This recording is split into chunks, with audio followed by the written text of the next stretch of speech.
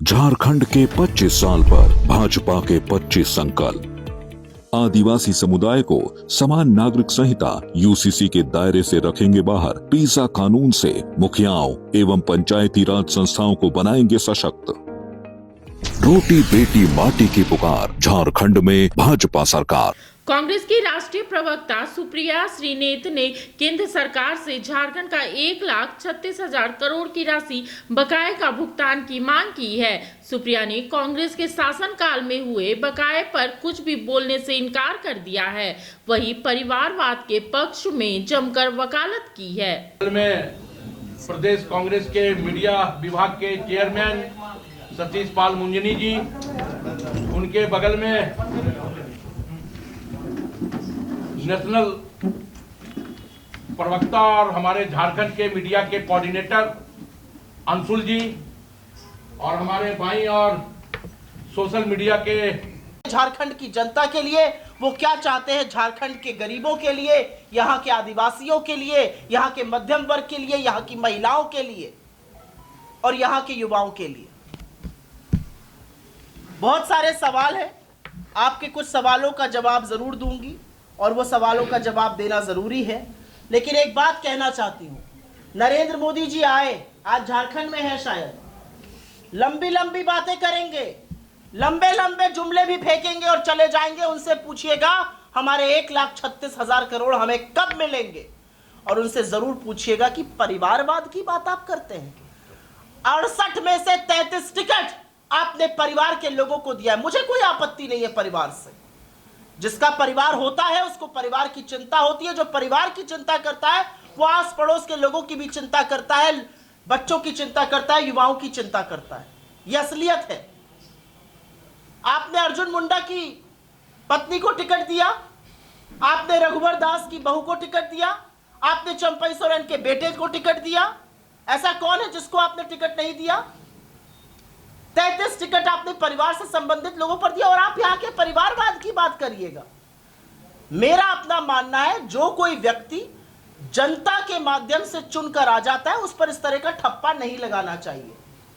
जनता जिस पर मोहर अपने आशीर्वाद की लगा देती है वो लोकतांत्रिक तरीके से चुनकर आता है।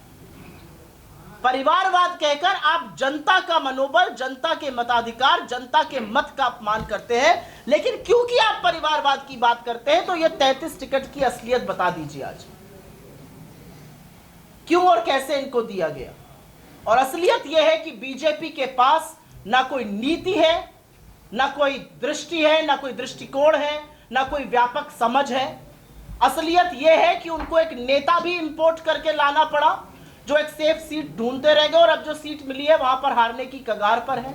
असलियत यह है कि एक दूसरे का मुंह देखने को तैयार नहीं है। और असलियत यह है कि असम के मुख्यमंत्री को लाकर यहां पर बिठा दिया गया है और वो वही कर रहे हैं जो बीजेपी करती है, जिसके बिना वो चुनाव नहीं लड़ सकते हैं, चाहे वो हिंदू मुसलमान हो, चाहे वो हिंदुस्तान पाकिस्तान हो, चाहे वो विभाजन की बात हो। हम मोहब्बत की बात करते हैं, हम प्रेम की बात करते हैं, हम उन लोगों की बात करते हैं जिनको संविधान ने हक दिया है। और मेरे नेता जैसे कहते हैं, इस देश के संविधान की रक्षा के लिए अगर हमें अपने प्राणों की आहुति देनी पड़े तो हम देने के लिए तैयार हैं। यह संविधान है जो आदिवासियों को, दलितों को, पिछड़ों को, गरीबों को उनका हक देता है, जिस हक को मारने की कोशिश भाजपा बार बार करती है। झारखंड की जनता देवतुल्य है, सम्मानित है और बहुत समझदार है। और जहां से भी खबर आ रही है हमारी दोबारा से सरकार बनने जा रही है, हम अपनी जन कल्याणी जनहित योजनाएं जारी रखेंगे, उनको और भी बेहतर बनाएंगे। और झारखंड एक चीज का हिसाब जरूर करेगा, झारखंड हिसाब करेगा अपने चुने हुए मुख्यमंत्री के तिरस्कार का, उसको प्रताड़ित होने का, उसके साथ जो अत्याचार हुआ उसका।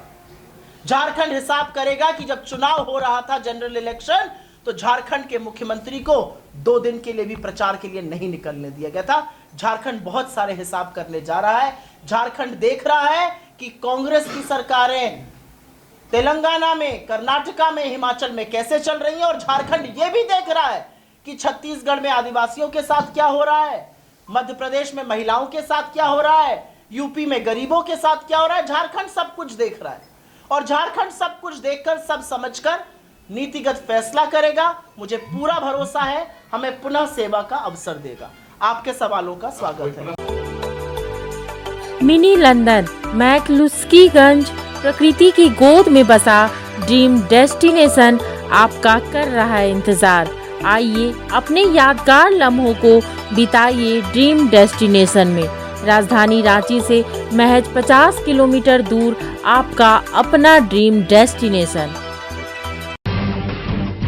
जब टूटती है आस, जब थकती है सांस, जब रूठते हैं अपने, मुंह मोड़ता है जमाना, जब अंगड़ाई लेता है संकल्प, फिर बनती है कहानी, बनते हैं अनमिट निशान। देखिए मेरे साथ संघर्ष की दास्तान।